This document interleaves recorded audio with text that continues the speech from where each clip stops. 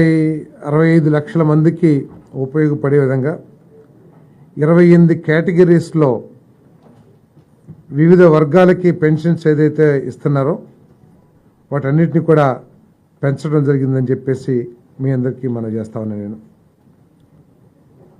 3,000 నుంచి 4,000 రూపాయలకి ఈ పెన్షన్ను పెంచడం జరిగిందని చెప్పేసి మనం చేస్తా ఉన్నాను. ఏదైతే చంద్రబాబు నాయుడు గారు, పవన్ కళ్యాణ్ గారు, కూటమి నాయకులందరూ కూడా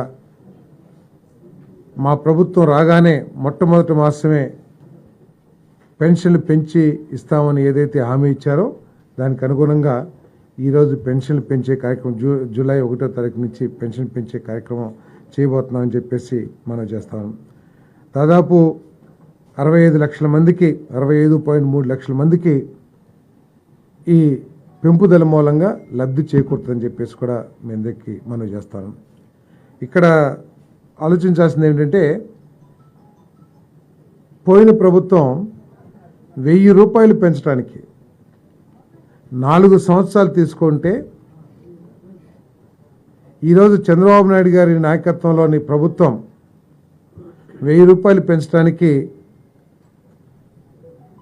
కేవలం ఒక 10-15 రోజులు మాత్రమే తీసుకోవటం దీంట్లో సంతోషించదగ్గ విషయం అని చెప్పేసి కూడా మీ అందరికీ మనం చేస్తాను.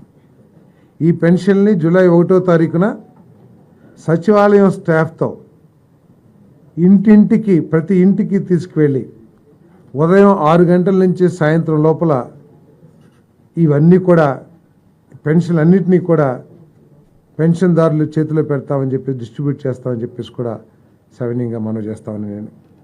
మరి ఒక కేటగిరీ ఫిజికలీ డిజేబుల్డ్ పర్సన్స్కి 3,000 నుంచి 6,000 రూపాయలు, పూర్తి అంగవైకల్యంతో ఉన్న వాళ్ళకి 5,000 నుంచి 15,000 రూపాయలు కూడా పెంపుదల కూడా ఇవ్వబోతున్నామని చెప్పేసి కూడా నేను మనవి చేస్తాను.